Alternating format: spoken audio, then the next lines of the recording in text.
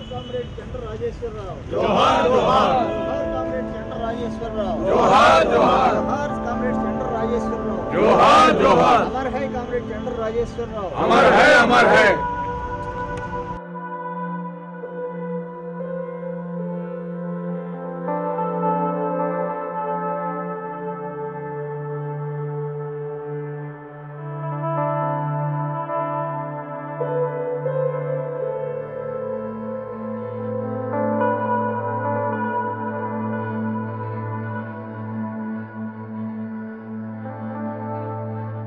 సుదీర్ఘకాలం భారత communist party ప్రధాన కార్యదర్శిగా 25 సంవత్సరాల పాటు ఈ దేశానికి ఎనలేని కృషి చేసిన పీడిత ప్రజ బాంధవుడు కామ్రేడ్ చండ్ర రాజేశ్వరరావు 21వ వర్ధంతి సభకు ఇచ్చేసిన మీ అందరికీ స్వాగతం. ఇంతకాలం సమాజానికి సేవ చేసిన తర్వాత అందరితోటి ఈ సేవలు అందుకోవాల్సి వస్తుంది. మరి ఇలా నాకు అలాగా చాలామంది ఉంటారు, వాళ్ళకి ఏం చేయాలి అన్న ఆలోచనలో నుంచి మనకు ఆనాడు 1995లో చండ్ర రాజేశ్వరరావు ఫౌండేషన్ ఏర్పడి, ఆ తర్వాత 1999లో మనం ఒక వృద్ధాశ్రమాన్ని, ఉమెన్ వెల్ఫేర్ సెంటర్ని, క్లినిక్ని, అట్లానే నీలం రాజశేఖర రెడ్డి గారి పేరుతోటి ఒక సోషల్ రీసెర్చ్ సెంటర్ని ఏర్పాటు చేసుకున్నాం. ఈ సందర్భంగా ఏర్పాటు చేసిన ఈ సభకు ఇచ్చేసిన గెస్టులకి మీకు అందరికీ స్వాగతం పలుకుతూ, ఈ సభకు అధ్యక్షత వహించవలసిందిగా చండ్ర రాజేశ్వరరావు ఫౌండేషన్ అధ్యక్షులు డాక్టర్ కె నారాయణ గారిని వేదిక మీదకి ఆహ్వానించవస్తున్నారు. ఈ సభకు ముఖ్య అతిథి మరియు మన హైకోర్టు, ఆంధ్రప్రదేశ్ హైకోర్టు జడ్జిగా న్యాయమూర్తిగా పనిచేసిన జస్టిస్ బి చంద్రకుమార్ గారిని సాదరంగా ఆహ్వానిస్తున్నాను. అలాగే చండ్ర రాజేశ్వరరావు ఫౌండేషన్ కార్యదర్శి చెన్నమనేని వెంకటేశ్వరరావు గారిని వేదికను అలంకరించవలసిందిగా కోరుతున్నాను. సభను ప్రారంభించవలసిందిగా డాక్టర్ నారాయణ గారిని విజ్ఞప్తి చేస్తున్నాను.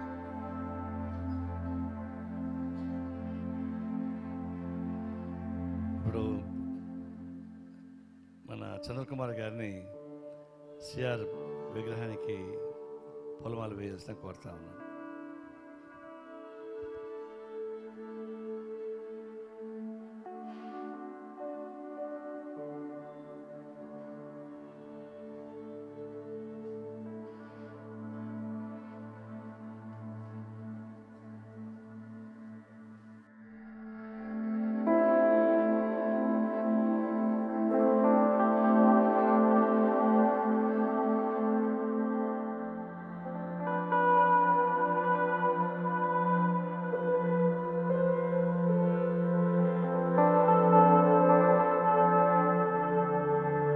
అందరికీ నమస్కారం.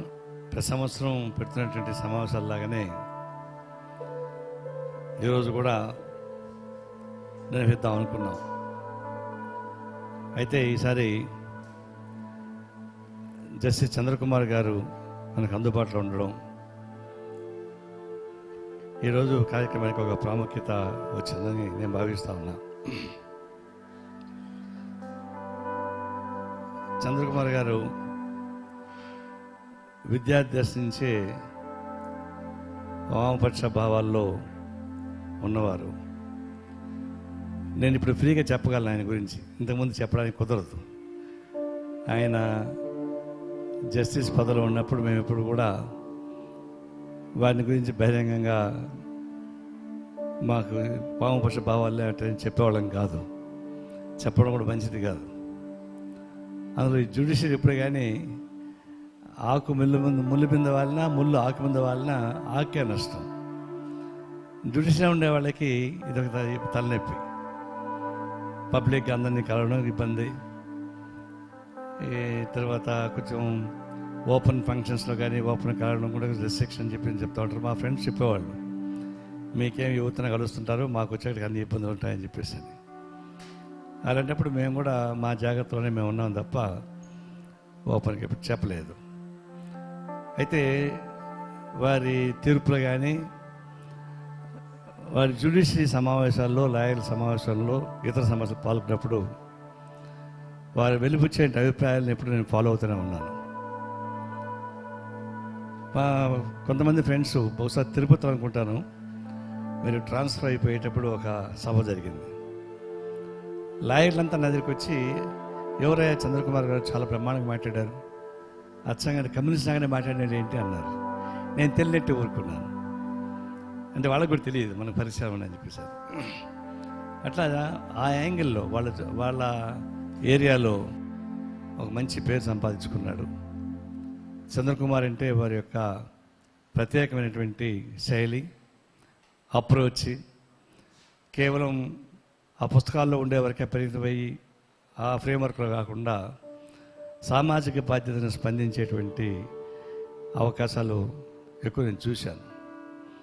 నిజమే, జ్యుడిషియరీలో కూడా జ్యుడిషియరీ కానీ ఎగ్జిక్యూటివ్ కానీ వారి పనులు వారు చేసుకుపోతామని చెప్తూ ఉంటారు.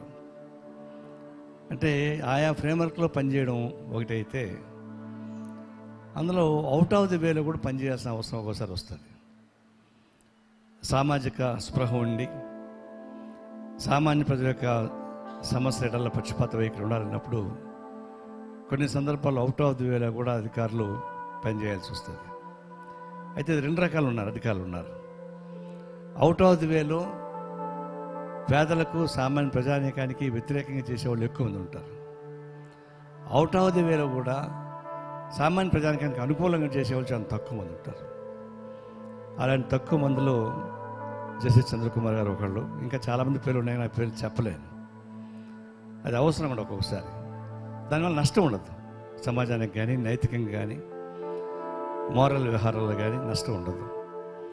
అలా తెగించి పనిచేయడం అనేది జూష కృష్ణయ్య గారు లాంటి వాళ్ళు దీనికి ఒక వరవడు సృష్టిస్తే అనేక మంది జడ్జెస్, మన చేసే జీవన్ రెడ్డి లాంటి వాళ్ళు చాలామంది ఇట్లాంటి అద్భుతమైన తీర్పులు ఇచ్చారు.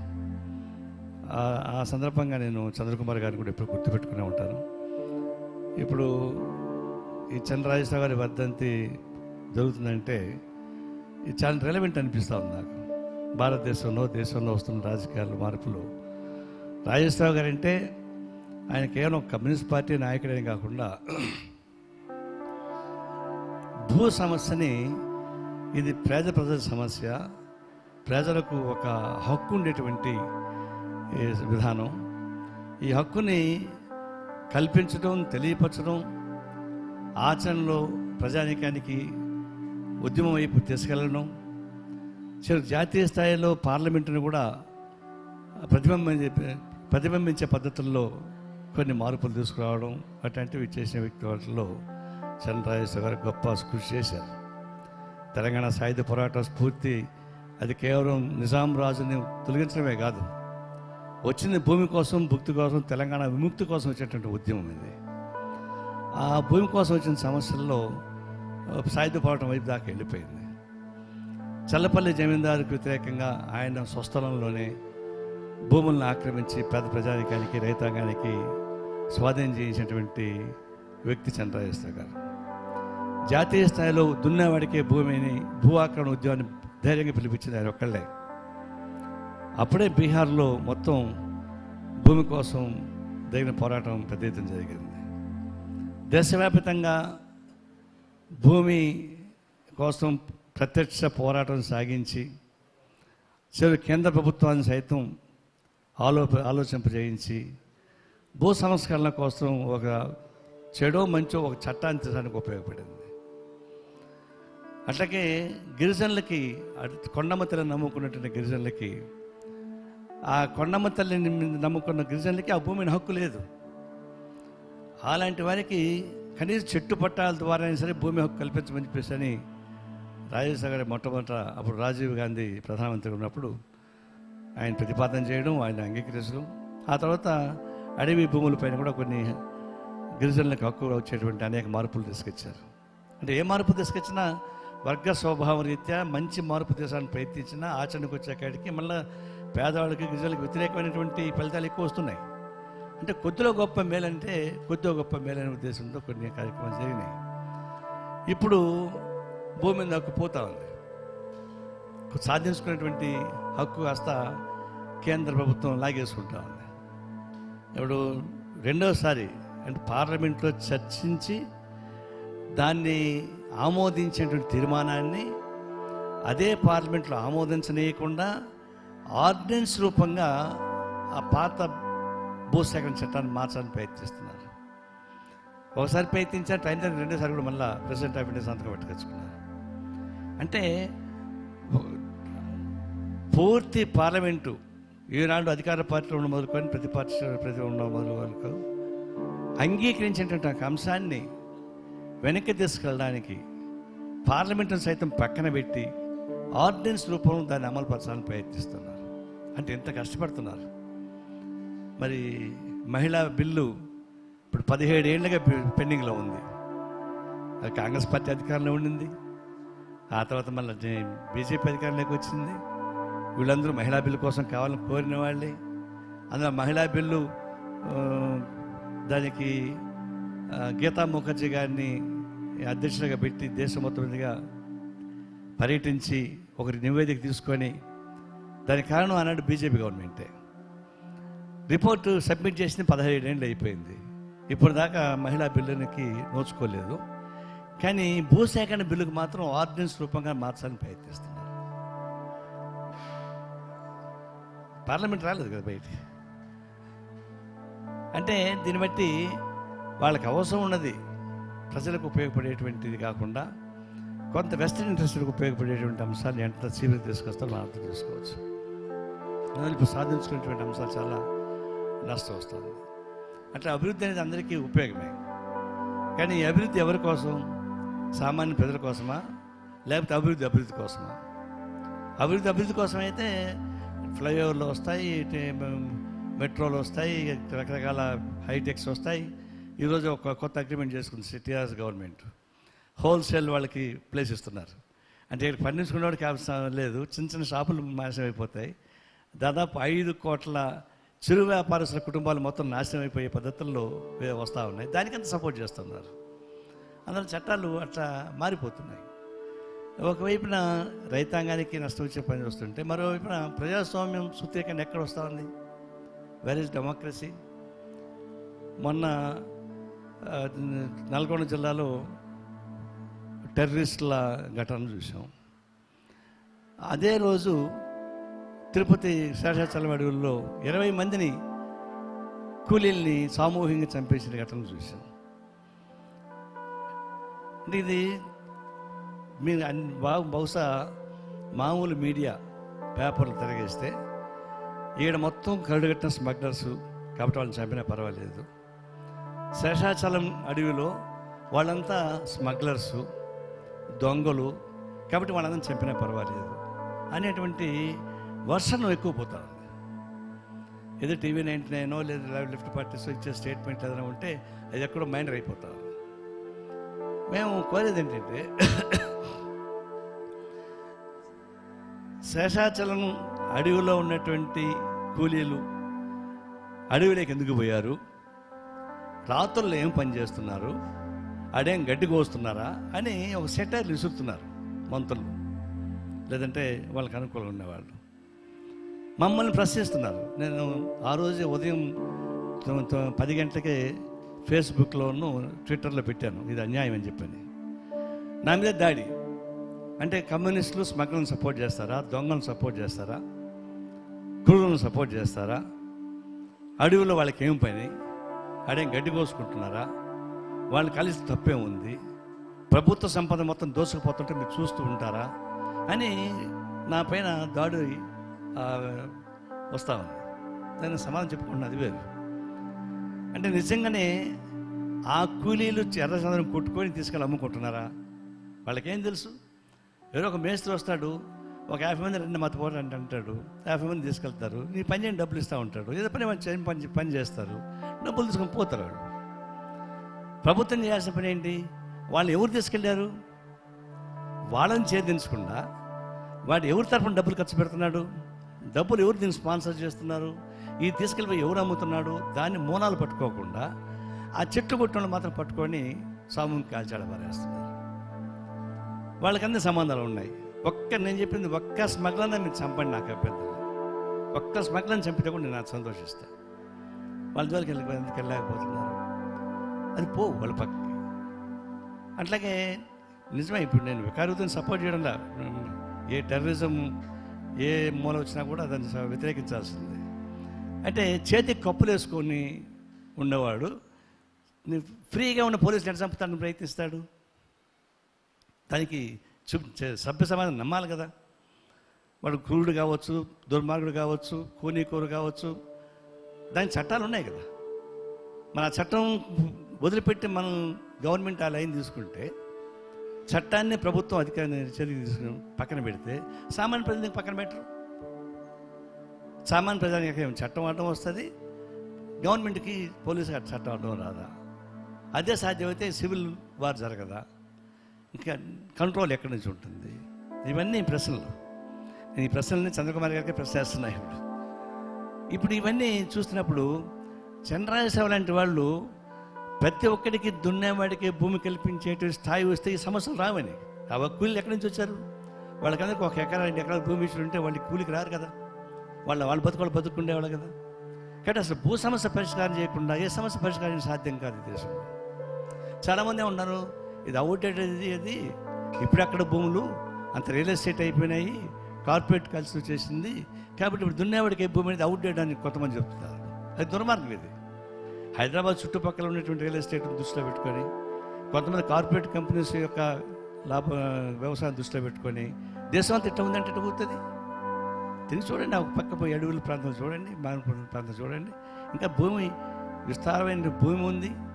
ఆ భూమి పేద ప్రజానీకరణ చేతిలో లేదు, ఇంకెవరి చేతిలో భూమి ఉంటా ఉంది. దీని నుంచి సాంఘిక సమస్య వస్తున్నాయి, ఆర్థిక సమస్య వస్తున్నాయి, లా అండ్ ఆర్డర్ సమస్య వస్తున్నాయి. లా అండ్ ఆర్డర్ సమస్య పోలీసులు చూడండి. ఒకసారి నేను కర్నూలులో ఒక ఎస్పీ తిరిగిపోయి మాట్లాడుతున్నా, ఇది జరుగుతుందని. ఆయన అంటే ఇట్లాంటి కొట్టడానికి ఎందుకు వస్తారా మీరు అని లెక్కలు చూపించాడు. ఫిబ్రవరి నుంచి మార్చి, ఏప్రిల్, మే, జూన్లో పోలీస్ స్టేషన్లో కేసులు చూడండి. జూన్ తర్వాత జూన్, జూలై, ఆగస్ట్, సెప్టెంబర్ దాకా కేసులు చూడండి. వర్షాలు పడినప్పుడు కేసులు తక్కువ నమోదవుతాయి పోలీస్ స్టేషన్లో, కొట్లాటలు తక్కువ జరుగుతాయి. ఎందుకంటే వాళ్ళు ఎప్పుడు బిజీగా ఉంటారు, ఛానల్ బిజీగా ఉంటారు. వర్షాలు లేనప్పుడు, వ్యవసాయం లేనప్పుడు ఖాళీగా ఉంటారు, కొట్లాడుకుంటున్నారు, బాంబులు వేసుకుంటున్నారు.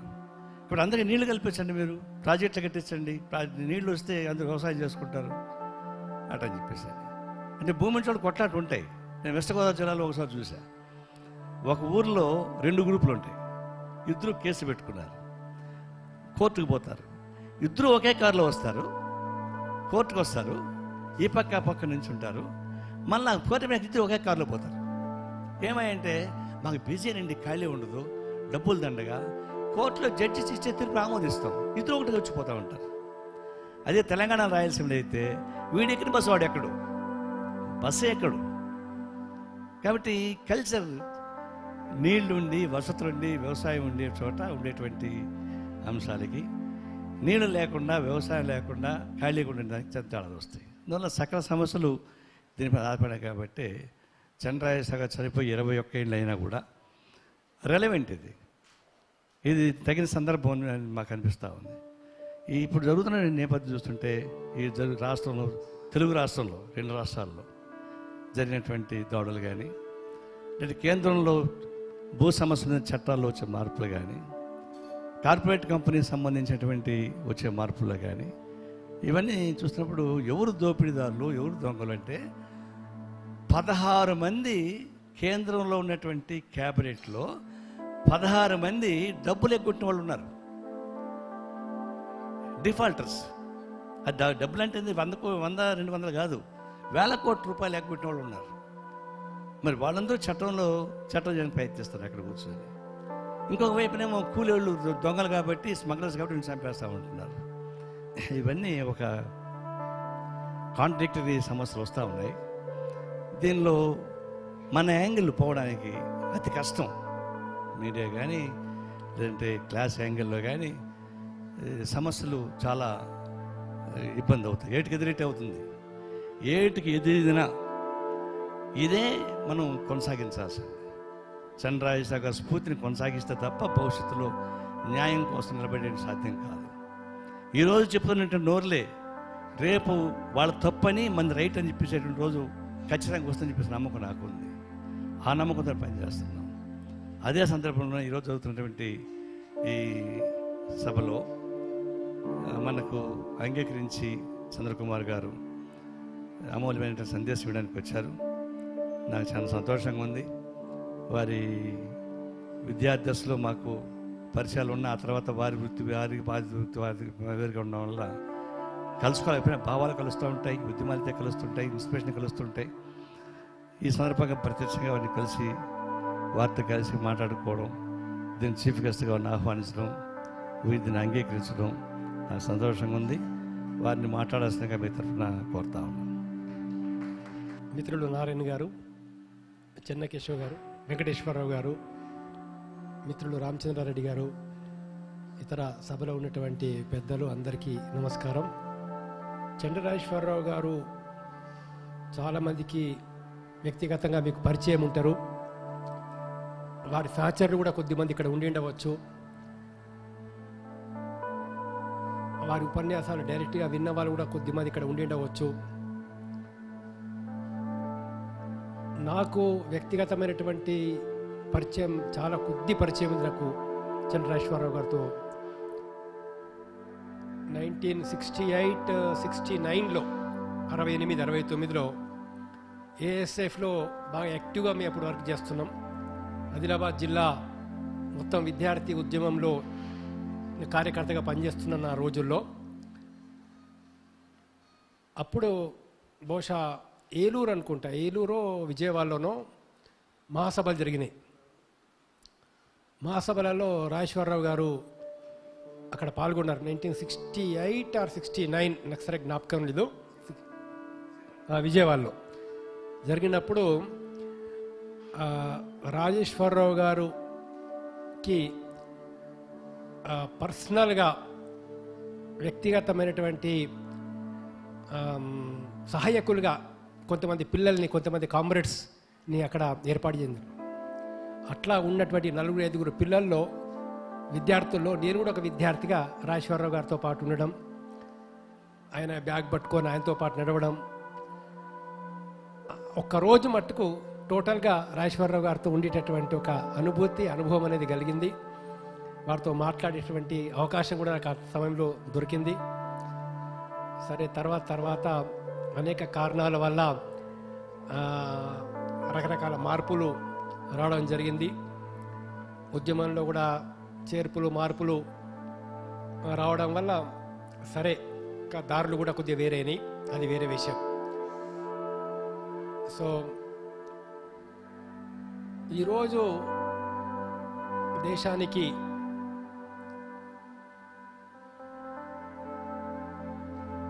చంద్రరాజేశ్వరరావు మాదిరిగా ఆలోచించేటటువంటి దేశభక్తులు కావాలి.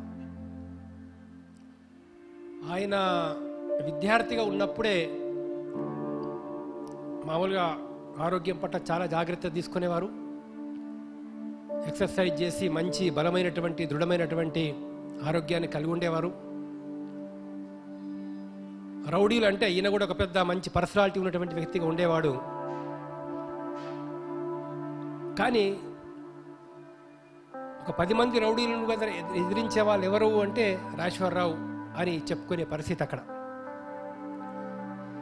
సో అప్పుడే అన్యాయానికి వ్యతిరేకంగా నిలబడాలా, సమాజంలో ఈ పేదరికం ఎందుకుంది, ఈ చల్లపల్లి జమీందారీ భూములు ఏంటిది, వ్యవహారం ఏంటిది, అక్కడుండే పనిచేసే వాళ్ళు రైతుల పరిస్థితి ఏంటిది, రైతు కూలీల పరిస్థితి ఏంటిది, ఈ రైతు కూలీల పరిస్థితి ఎలా బాగుపడుతుంది, ఈ దేశంలో ఉన్న ప్రధాన సమస్యలేంటి, ఈ ప్రధాన సమస్యలకు పరిష్కార మార్గం ఏంటి. మరి ఆ రోజు గాంధీజీ నాయకత్వాన కాంగ్రెస్ ఉద్యమం జరుగుతోంది. మరొక వైపు సుభాష్ చంద్రబోస్, భగత్ సింగ్ వీళ్ళందరూ కూడా అత్యంత ప్రభావాన్ని చూపిస్తున్నారు. సో ఏ దారి సరి అయినటువంటి దారి? మరి గాంధీజీ వాళ్ళు చెప్పినటువంటి పద్ధతుల్లో స్వతంత్రం సంపాదించడం సరి అయిన పద్ధత, లేదా సుభాష్ చంద్రబోసు లేకపోతే భగత్ సింగ్ మిగతా విప్లవకారులు ఆలోచిస్తున్నటువంటి పద్ధతిలో దేశానికి స్వతంత్రం వస్తే బాగుంటుందా అని చాలా తీవ్రంగా ఆలోచించి ఆయన బెనారస్ యూనివర్సిటీకి వెళ్ళేంత వరకు కూడా అంటే నిరంతరం స్టడీ చేసి ఎక్కడ కరెక్ట్ లైన్ అయితే ఏదైతే నిజంగా దేశానికి సరి అయినటువంటి దిశను సరి అయినటువంటి మార్గాన్ని చూపించేటటువంటి విధానం ఉందో ఆ విధానాన్ని ఖచ్చితంగా ఆయన పాటించడం జరిగిందన్నట్టు. అప్పుడే చెప్పారు, అవకాశవాద రాజకీయాలు లేదా స్వార్థపరుల యొక్క ప్రయోజనాలకు తాత్కాలికంగానైనా లొంగిపోయేటటువంటి ఒక పద్ధతులు, లాలూచి పడేటువంటి పద్ధతులు, ఒక రకంగా చెప్పాలంటే అడుక్కునే పద్ధతులు, ఏదో బ్రిటిష్ వాళ్ళని కాస్త అడుక్కోవడం, కొన్ని ఫెసిలిటీస్ కావాలనే పద్ధతులు, ఇలాంటి పద్ధతుల వల్ల నిజమైనటువంటి స్వతంత్రం రాదు. నిజమైనటువంటి స్వతంత్రం ఎప్పుడు వస్తుంది, ఎలా వస్తుంది, స్వతంత్రం ఎవరికి కావాలా, ఎవరి ప్రయోజనాల కోసం కావాలా, ఎవరి జీవితాలు బాగుపడాలా, ఎవరి ఆస్తులు పెరగాలా, ఏ విధంగా ఉండాలా అని ఒక తీవ్రమైనటువంటి ఒక స్టడీ చేయడం అనేది జరిగిందన్నట్టు. అధ్యయనం తర్వాత ఆయన చివరి రోజుల వరకు కూడా ఆయన రాసినటువంటి ఆర్టికల్స్, వ్యాసాలు భారతదేశంలో దేశ ప్రజల గురించి ఆలోచించేటటువంటి వాళ్ళు ప్రతి ఒక్కరిని కూడా మరింత ఆలోచింపజేసే పద్ధతిగా ఉన్నది. అనేక వ్యాసాలు రాసిన పుస్తకాలు, వ్యాసాలు అవన్నీ కూడా మేము అప్పుడు విద్యార్థి దశలో ఉన్నప్పుడు చదువుకునే వాళ్ళం. తర్వాత కూడా 80, 81, 82 తర్వాత జరిగినటువంటి సందర్భాల్లో కూడా ఆంధ్ర ఉద్యమం వచ్చినప్పుడు, సెపరేట్ తెలంగాణ ఉద్యమం వచ్చినప్పుడు, రకరకాలైనటువంటి దేశంలో వచ్చినటువంటి ఎమర్జెన్సీ తర్వాత రాసినటువంటి వ్యాసాలు, సో అవన్నీ కూడా మనల్ని ఎంతో ఆలోచింపజేసేటటువంటి ఒక ఆయన వ్యక్తిత్వం, ప్రజల గురించి దేశం గురించి పట్టించుకోవడమే కాదు, సరి అయిన మార్గాన్ని కనవడం, ఆ సరి అయినటువంటి మార్గాన్ని అందరికీ తెలియజేసేటట్లు పుస్తకాలు రాయడం, వ్యాసాలు రాయడం, నిర్మాణం చేయడం, ఒక ఉద్యమాన్ని నిర్మించడం. తెలంగాణ సాయుధ పోరాటంలో మరి ఎటువంటి పాత్ర వహించారో మనందరికీ తెలుసు. నైజాం నవాబుకు వ్యతిరేకంగా జరిగినటువంటి, రజాకర్లకు వ్యతిరేకంగా జరిగినటువంటి ఉద్యమంలో ఆ త్యాగాలు చేసినటువంటి వాళ్ళకు అండదండగా ఉండడం, అవన్నీ కూడా ఓల్డ్ కామ్రేడ్స్కు చాలామందికి బహుశా వాళ్ళ మెమొరీస్లో ఉండే ఉంటాయి ఇప్పుడు. సరే, ఏది ఏమైనా మనకు సిఆర్ ఫౌండేషన్ వారు ఈ ఓల్డేజ్ హోమ్ను నిర్వహించడం అనేటటువంటిది మట్టుకు చాలా సంతోషించదగ్గ విషయం. ఎందుకనంటే, సరే రాజకీయాల తర్వాత మాట్లాడుకుందాం, కానీ ఈరోజు పరిస్థితులు మారిపోయినాయి. ఈరోజు మానవ సంబంధాలు ఎంతగా దెబ్బతిన్నాయనంటే, ఇందాక మేము కారులో వచ్చేటప్పుడు కూడా మాట్లాడుతూ ఉన్నాం, మన ఫ్రెండ్, మన కామ్రేడ్ చెప్తా ఉన్నాడు, ఫ్రీడమ్ ఫైటర్కి నెలకు 30,000 రూపాయలు వస్తున్నాయంటే, పెన్షన్ వస్తున్నదనే సమయానికి పిల్లలు ఆయన దగ్గరకు వచ్చి కాస్త పలకరించి కాసేపు మాట్లాడి అక్కడ దాకా తీసుకెళ్ళి 30,000 డ్రా చేయించుకొని ఆయన చేతిలో 500, 200 పెట్టి, లేదా రిక్షా ఛార్జీలు ఇచ్చేసి, బస్ ఛార్జీలు ఇచ్చేసి మిగిలిన డబ్బులంతా తీసేసుకునేటటువంటి ఒక పరిస్థితుల పని వల్ల మనం ఉంటున్నాం. సో మానవ సంబంధాలు ఎంతగా దెబ్బతిన్నాయనంటే, ఈరోజు తల్లిని, తండ్రిని, కుటుంబాలని పెంచి పోషించినటువంటి ఒక కన్న తల్లిని కూడా మర్చిపోయేటటువంటి పరిస్థితుల్లో మనం ఉంటున్నాం. నోట్లో సిగరెట్తో సియాలో కారు నుంచి చిన్నోడు దిగాడు, చిన్న కొడుకు నోట్లో సిగరెట్ కాలుతోనే ఉంది, కారు నుంచి దిగాడు. పెద్దోడి నోట్లో జర్దా కీళ్ళు ఇంకా పెద్దాలను కదిలిస్తూనే ఉంది. మరి జర్దా పాన్ వేసుకున్నాడు, ఆ పాన్ నములుతూనే ఉన్నాడు ఇంకా పెద్దోడు. రెండో వాడి చెవిలో వాక్మెన్ వైర్లు మైకేల్ జాన్సన్ సంగీతాన్ని వినిపిస్తూనే ఉన్నాయి, చేతివేలు తాళం వేస్తూనే ఉన్నాయి. రెండో కొడుకు వాడి మ్యూజిక్ చెవులలో వైర్లు పెట్టుకొని మ్యూజిక్ వింటూనే ఉన్నాడు, తాళం వేస్తున్నాడు చేతులతోటి. సో తల్లితో అంటున్నారు పిల్లలు, మమ్మీ మీది జాయింట్ బ్యాంక్ అకౌంట్ కదా, తొందరగా చెక్ మీద సంతకం చేయి, ఎవరిది వారు డీడీ తీసుకోవాలన్నారు. తొందరగా నువ్వు చెక్ మీద సంతకం చేసేసి ఎవరి డబ్బులు వాళ్ళు తీసేసుకుంటారు, నీకేం ఇబ్బంది లేదు. నిన్న ఈ విషయం తెలియగానే ప్రాపర్టీ బ్రోకర్కి ఫోన్లో చెప్పాం, మన ఇల్లు 46 లక్షలకు నిన్ననే సెటిల్ చేశాం. ఈ విషయం తెలిసింది, తెలియంగానే నిన్ననే మాట్లాడేసాం, నిన్ననే ఇల్లు అమ్మేసినాం, అయిపోయింది. 4.5 లక్షలతో నీకు సింగిల్ బెడ్రూమ్ ఫ్లాట్ చూసాం. అంటే ఈ గేయం రాసేటప్పటికి అప్పుడు ఓల్డేజ్ హోమ్లు ఇంతగా లేవు, అప్పటికి చాలా రోజుల క్రితం రాసింది నేను. సో 4.5 లక్షలకు నీకు సింగిల్ బెడ్రూమ్ ఫ్లాట్ చూసాం. కామన్ మెస్లో ఆర్డర్ చేశాం. భోజనం గురించి ఇబ్బంది ఏమీ లేదు. డైనింగ్ హాల్కి వెళ్ళకపోతే రూమ్లోనే సర్వ్ చేస్తారు. ఒకవేళ నువ్వు డైనింగ్ హాల్కి వెళ్ళలేకపోతున్నావు, రూమ్కులో తెచ్చి అక్కడే అన్నం పెడతారు, నీకేం పర్వాలేదు. ఇవన్నీ ఎప్పుడెందుకు అంటావేమో, ఇవన్నీ విషయాలు ఇప్పుడెందుకు చెప్తున్నారు అంటావేమో నువ్వు. పెద్దోడు రేపు మార్నింగ్ ఫ్లైట్కు బొంబాయి నుంచి లండన్కు టికెట్ బుక్ చేశాడు. పెద్దోడు వెళ్ళిపోవాలా లండన్కి. రేపు ఈవినింగ్ రెండో వాడికి వాళ్ళ ఎండీతో కలిసి జపాన్ డెలిగేట్స్తో డిస్కషన్స్ ఉన్నాయి. పెద్ద కాంట్రాక్ట్, వాడు మిస్ కావద్దు. రెండోవాడు చిన్నవాడికి వాడి మామగారి ఇంట్లో వాషింగ్టన్లో ఎల్లుండి వాళ్ళ అత్తగారి పెంపుడు కుక్క బర్త్డే పార్టీ ఉంది. ప్రెస్టీజియస్ ఫంక్షన్, అది వాడు మిస్ కావద్దు. అప్పుడే BMW కారు వచ్చి ఇంటి ముందు ఆగింది. కారులోనే లిప్స్టిక్ దిద్దుకొని కూలింగ్ కళ్ళజోడు సవరిస్తూ చిన్న కూడలు దిగింది. అంబులెన్స్ వచ్చింది. బాడీని అంబులెన్స్లో పెట్టారు. వెనక 4 కార్లు మరో గంటలో ఇంటికి వచ్చేసాయి. వెళ్ళాయి, గంటలో ఇంటికి వచ్చేసినాయి కార్లు. ఎవరి ఫ్రెండ్స్తో వాళ్ళు, ఎవరి జోకులతో వాళ్ళు. ఆమె భర్త పటం వైపు చూస్తూనే ఉంది. నోటు మాట రాలేదు, కన్నీళ్లు ఆగలేదు. సో ఆయన ఎంతో కష్టపడి 3 పిల్లల్ని చదివించి ఒక ఇల్లు కొని, ఇంట్లో భార్య అతడు ఉంటే ఆయన చనిపోయాడు. చనిపోయిన తర్వాత 3 పిల్లలు వచ్చారు. ఇది పరిస్థితి. వచ్చి రాగానే ఇల్లు అమ్మేసేశారు. వచ్చి రాగానే తల్లికి వచ్చిన ఒక ఫ్లాట్ చూపించారు అందులో.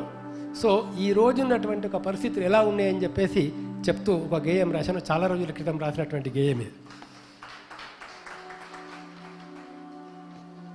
ఇంకొక గేయం అప్పుడు చెప్పాం, 2031కి ఎట్లా ఉంటుంది పరిస్థితి. 2031 ఆ గేయం పేరు. 2031 నాటికి ఎట్లా ఉంటుంది పరిస్థితి అని. అంటే కొంచెం జాగ్రత్తగా వింటే ఈజీగా మీకు అర్థమవుతుంది. కొంచెం వినండి. మున్సిపాలిటీల వాళ్ళు, కట్టెల మండీల వాళ్ళు, వేద పండితులు వెయిటింగ్ రూమ్లో పడిగాపులు చూస్తున్నారు. అక్కడ ఒక వెయిటింగ్ రూమ్ ఉంది పక్కన. వెయిటింగ్ రూమ్లో ఉన్నారు ఎవరెవరు? మున్సిపాలిటీల వాళ్ళు, కట్టెల మండీల వాళ్ళు, వేద పండితులు వెయిటింగ్ రూమ్లో పడిగాపులు చేస్తున్నారు. ఇన్కమ్ ట్యాక్స్ వాళ్ళు, ఖద్దరు లాల్చీల వాళ్ళు వెనక ఏసీ రూమ్లో కూర్చొని వెర్రిగా చూస్తున్నారు. ఎప్పుడు ఛాన్స్ వస్తే పిలుస్తారా అని చెప్పేసి వాళ్ళు చూస్తున్నారు. ఇన్కమ్ ట్యాక్స్ వాళ్ళు, ఖద్దరు లాల్చీల వాళ్ళు, వీళ్ళందరూ కూడా వచ్చేవాళ్ళు పోయేవాళ్ళు. కోల్డ్ స్టోరేజ్ పోరగాళ్ళు కొత్తగా వచ్చిన శవాల మీద జోకులేస్తున్నారు. కోల్డ్ స్టోరేజీ పోరగాళ్ళు కొత్తగా వచ్చిన శవాల మీద జోకులేస్తున్నారు. ఏసీ రూమ్లో ఎండి గారు హలో అనగానే కోకిల కంఠంతో చెప్పింది వాళ్ళ పిఎస్, వాషింగ్ నుండి phone sir, hello good morning, ఎల్లుండి సోమవారం 6 గంటలకు సాయంత్రం 4 ఏసీ కార్లు, 10 జీపులు, 2 లారీల జనం, 100 మందికి non veg party, video coverage compulsory, 2 లక్షలు అంటారా, ఎన్ఆర్ఐ కోట, కమిషన్ కలుపుకొని చెప్పారా, ఓకే. అంటే ఇక్కడ ఉండేటటువంటి, సరే మీకు ఈజీ కోసం చెప్తాను, ఇక్కడ ఉండేటటువంటి శవాన్ని డిస్పోజ్ ఆఫ్ చేయడానికి వాళ్ళు అమెరికా నుంచి ఫోన్ చేసి మాట్లాడుతున్నారు పిల్లలు మిగతా వాళ్ళు. సో సెటిల్మెంట్ అవుతున్నది అన్నట్లు. ఎంత సెటిల్మెంటు, మరో నిమిషానికి ఢిల్లీ నుంచి మరో కాల్, ఒక ఏసీ కారు, 4 మారుతి కార్లు, రేపు సాయంత్రానికి లారీలకేం అవసరం లేదండి, 50 మందికి భోజనం, గంధపు చెక్కలు కంపల్సరీ, బ్రాహ్మణుడు ఇలాగైనా ఉండాలి, 1 లక్ష అంటారా, సరే. లండన్ నుంచి మరో ఫోన్, మా దూరపు చుట్టమండి, మా మేనమామ 2వ భార్య, ఏమిటి 2వ భార్య అయినా ఉంచుకున్నదైనా భేదమేమి లేదంటారా, 2 కార్లు సరిపోతాయి, 50,000 అంటారా, మరేం చేస్తాం, టోక్యో నుండి మేము రావడానికి 10 రోజులు పడుతుంది, నెక్స్ట్ ఫ్రైడే 10 గంటలకి, గంధపు చెక్కలు, బాజా భజంత్రీలు, ఒక పూజారి, 4 మనుషులు, వెనకాల 4 కార్లు, మనీ ఎంతైనా పర్వాలేదు, ప్రతిదీ శాస్త్ర ప్రకారం జరగాలి, 4.5 లక్షలు అంటారా, ఓకే. హైదరాబాద్ నుంచి మరో ఫోన్, గల్లీ దాటే వరకు 4 మనుషులు కంపల్సరీ, 10 మంది ఆడవాళ్ళు, 4 ఏడవాలి, సాగనంపు గల్లీ వరకే. ఇదేం మ్యారేజ్ అలియన్స్ ఆఫీస్ అనుకున్నారా, మ్యారేజ్ బ్రోకరేజ్ అనుకున్నారా, కాదు, the great dead body disposing office.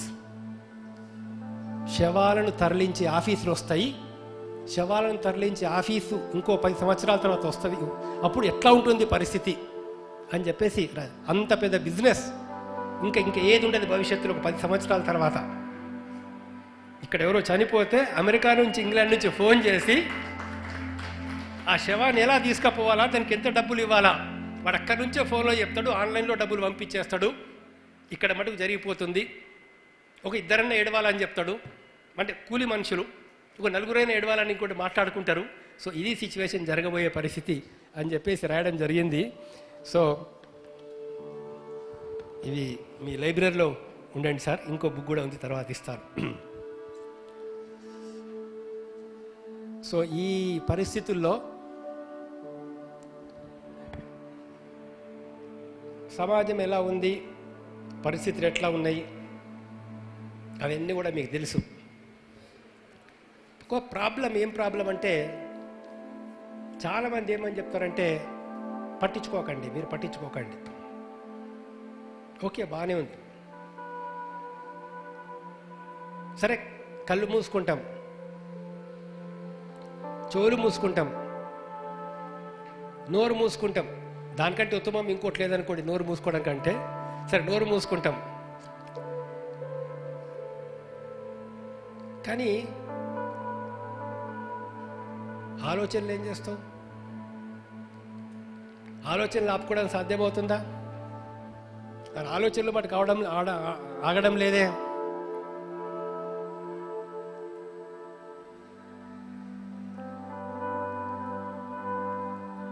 దీని నుంచి కూడా మనం కాస్త ముందుకు రావాల్సిన అవసరం ఉంది.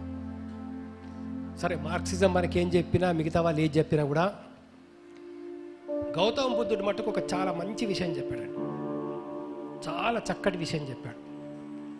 వర్తమానంలో ఉండు, వర్తమానంలో ఉండు, ప్రజెంట్ టెన్స్లో ఉండు.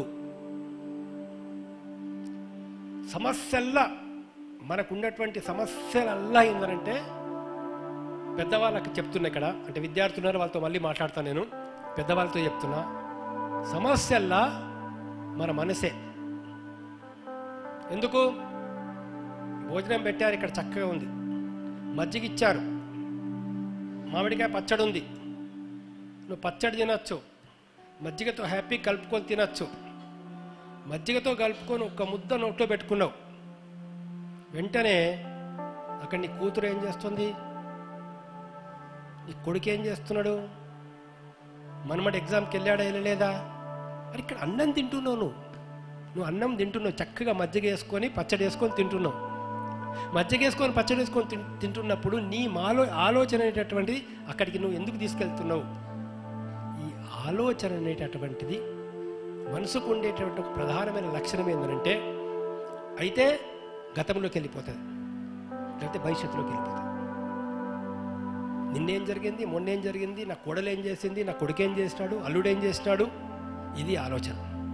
రేపు ఎట్లా, రేపు నా కూతురు ఎట్లా, నా కొడుకు ఎట్లా, నా మనమడు ఎట్లా, ఇది ఆలోచన. నా దృష్టిలో ప్రస్తుతం అయితే ఎవరికైతే 70 ఏళ్ళు వచ్చినాయో 60 ఏళ్ళు వచ్చినాయో, గతం గురించి ఆలోచించడము, భవిష్యత్తు గురించి ఆలోచించడము, అవి రెండు శత్రువులే నా దృష్టిలో, అవి రెండు శత్రువులే. ఇక్కడ ఉన్నావు నువ్వు, ఇక్కడ మామిడికాయ పచ్చడి తింటున్నావు, పచ్చడి ఎంత బాగుందో తిను. మజ్జిగ తాగుతున్నావు, మజ్జిగ ఎట్లా బాగుందో తిను. కాస్త పాపడా తింటున్నావు, పాపడా తిను. టీ తాగుతున్నావు, కాస్త ఒక్క నిమిషం టీ హ్యాపీగా తాగు, అంతే. ఈ నిమిషం మళ్ళీ రాదు, ఈ క్షణం మళ్ళీ రాదు, ఈ రోజు మళ్ళీ రాదు. ఈ రోజును, ఈ క్షమాన్ని మనం ఎలా వేస్ట్ చేస్తున్నామో, వేస్ట్ చేయడం లేదా. గతం గురించి బాధపడుతున్నావు, ఈ క్షణాన్ని వేస్ట్ చేసినట్లే. భవిష్యత్తు గురించి ఆందోళన పడుతున్నావు, ఈ క్షణాన్ని మనం వేస్ట్ చేసుకున్నట్లే. కాబట్టి గతం నుంచి బాధపడ్డం కానీ, భవిష్యత్తు గురించి ఆందోళన చెందడం కానీ, అవి రెండు నిజంగా ఆలోచించే వాళ్ళకు సరైన పద్ధతి కాదు. అంటే భవిష్యత్తు గురించి ఆలోచించద్దా?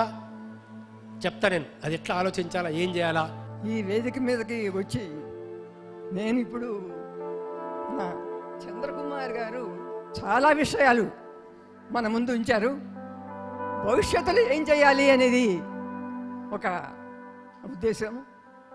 కమ్యూనిస్ట్ పార్టీ ఎప్పుడు నశించదు, నశించబోదు. కమ్యూనిస్ట్ ఆశయాలు కానీ అన్నీ కానీ ఎప్పుడు అందరి మనసుల్లో ఉంటాయి. సామాజిక పరిస్థితులను బట్టి మనము ఎట్లా స్పందించాలి అనేది ఆయన గురించి నేను రాసినటువంటి ఒక గేయం ఇప్పుడు చదువుతాను. అది అసందర్భం కాదనుకుంటాను, మన్నించాల.